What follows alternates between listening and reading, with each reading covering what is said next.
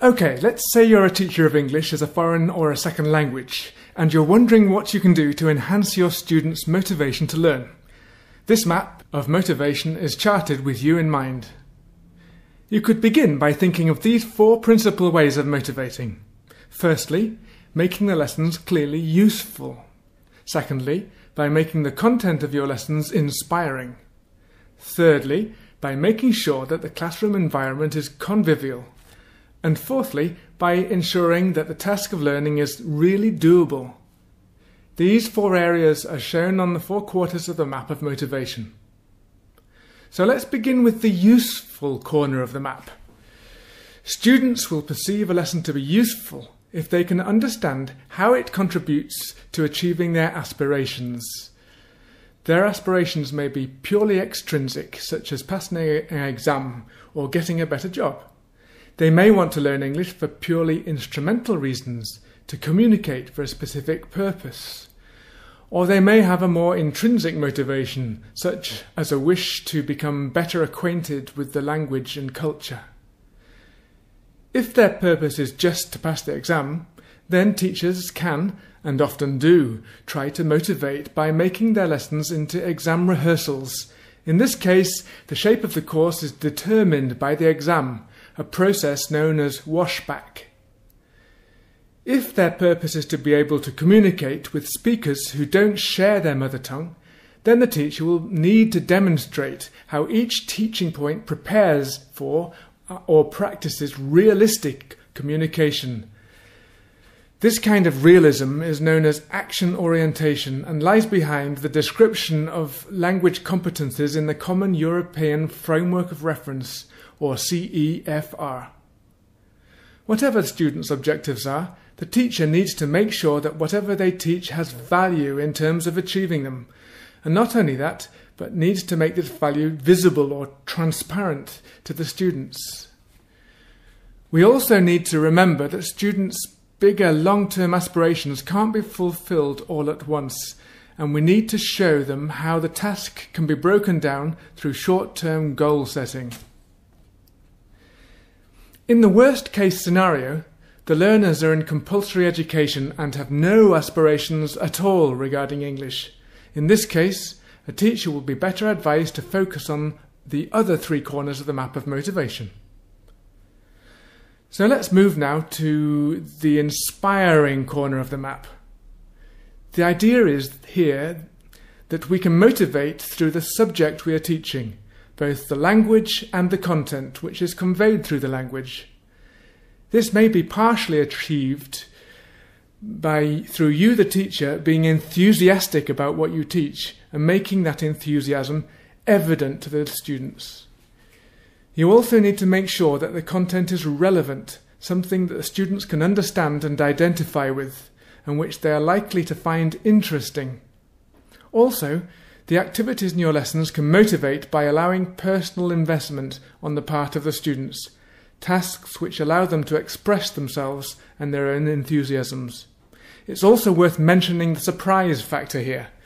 Surprise is a real attention magnet, while a totally predictable routine tends to kill off attention.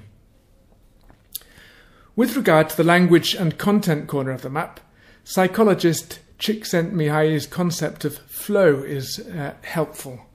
Picture a graph with challenges increasing up the vertical axis and skills increasing leftwards along the horizontal axis. If you draw a diagonal band rising up from the bottom right-hand corner, this shows the place where there is an ideal balance between challenges and skills. In the area above this band, the language and content is too difficult in relation to the student's skills, causing anxiety which demotivates. In the area below the band, language and content is too easy in relation to the student's skills, causing boredom, which also kills off motivation. Within the band, where the balance is ideal, the student is capable of becoming 100% absorbed in exercising his or her skills to the full, and in this state, which is called flow, they are extremely motivated. At the opposite corner of the map, we find the convivial corner. Here is where we focus on the social aspect, recognizing that the classroom is a mini society and that your students will have a social motivation. The key is to recognize that learning a language is a face-threatening activity.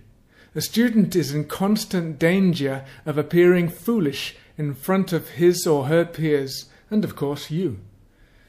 If their self-worth is damaged in this way, they are unlikely to make progress. Language learning requires the learner to risk sticking their necks out, and if there is fear of humiliation in your classroom, they are unlikely to do this. You need to actually encourage them to take risks by ensuring that errors do not create any loss of face. Lead by example by not ridiculing bungled attempts and not being overzealous in correcting a student who is clearly trying to communicate something meaningful. Encourage an atmosphere of cooperation in the class where students feel responsible for one another's progress. In a strongly competitive environment, failure can all too easily lead to a damaging loss of self-worth and consequently motivation. Last but not least, we turn to the learning corner of the map. This is the true motor of motivation. Let's imagine a student's aspirations are a tow truck pulling them along. Then, in this image, learning is a motor which allows the students eventually to move forward under their own drive autonomously. In order for learning to become this motor, a student has to succeed and know it. Consequently, your class needs to be success-oriented. But this can't simply be setting the bar so low that everyone succeeds effortlessly. They need the experience of meeting a challenge and overcoming it through their own effort, firstly with support and later without help. This is at the heart of psychologist Vygotsky's concept of the zone of proximal development, or ZPD. This zone is what lies between what the students can do and what they can't do. Let's say that right now a student can't do something on their own, but they're able to succeed if they have help from a teacher or a more able fellow student. This aided success experience is crucial in helping them to make the transition from can do to can't do, and so it's central to what learning is all about. This is why the idea of scaffolding or support is so important in teaching and learning. So, students need to succeed, but they also need to know when they're succeeding, and this self-knowledge comes from reflection and self-assessment. To facilitate this reflection, you need to provide clear, objective criteria by which to measure progress, such as the can-do statements recommended in the CEFR. Of course, a student might rightly self-diagnose that he or she has not performed satisfactorily in a given task, and in this case, you should encourage them to attribute this to insufficient effort rather than insufficient ability. Effort is something they can do something about, whereas ability is relatively fixed. Attributing failure to lack of ability leads to an "I'm no good at languages" attitude, and that's a motivation wrecker. And so that's the end of this tour of the map of motivation. Use it as a mnemonic to help you keep in mind the different ways in which you can make your lessons more motivating. And use it to help you explore, to diversify the most motivational strategies you use, and not just stick in your favourite corner as usual.